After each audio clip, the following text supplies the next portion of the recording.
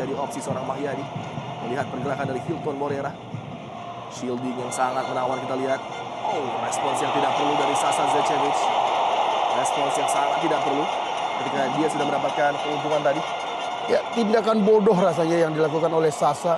Apapun itu, dia tidak punya alasan untuk melakukan itu. Harus menjaga kesabaran tentunya. Pemain asal Serbia yang sudah sangat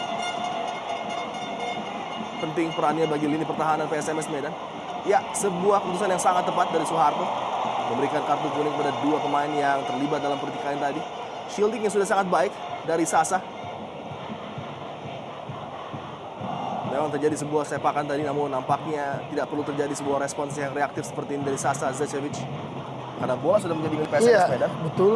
Artinya justru sia-sia dia marah karena sudah advantage. Keuntungan untuk dia. Wasit sudah menyatakan pelanggaran untuk PSMS Medan.